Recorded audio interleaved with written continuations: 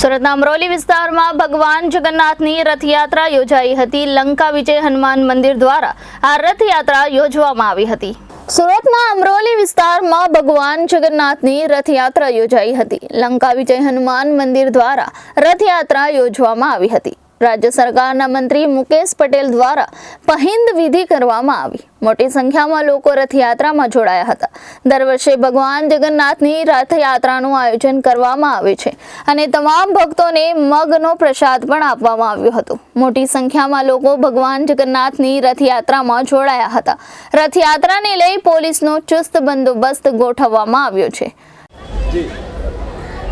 जय जगन्नाथ भगवान की जय। आ वर्षने रथयात्रानी बहुत सारी रीति तैयारी करवामां आवी छे। मारा आ विस्तारने कोर्पोरेटर राजूभाई डेप्यूटी बहुत सुंदर अने मुकेशभाई पटेल ने सरस व्यवस्था करवामां आवी छे। रोड रस्ता ने अने पोलीस डिपार्टमेंट ने सारी सुरक्षा है। कोर्पोरेशन ने भी सारू काम है अने साथे हर्ष उल्लास साथ ओडिशावासी हरिभक्तों अने अपने गुजरातीओ रंगे चंगे आ वर्षने रथयात्रा अपने प्रारंभ थई गई है। आओ अपने रथयात्रा आनंद माणीए। रथ यात्रा कहाँ से कहाँ तक जाएगी? अपनी रथ यात्रा दर वर्ष अमरोली पुलिस से आगे गजेजा सर्कल थईने आ लोक गार्डन थईने त्यां रिटर्न थशे अने पाछी आ रास्ता में अमरोली ब्रिज पार करने अमरोली मानसरोवर सर्कल पासे त्यां पूर्ण थशे सांजे 8 बजे।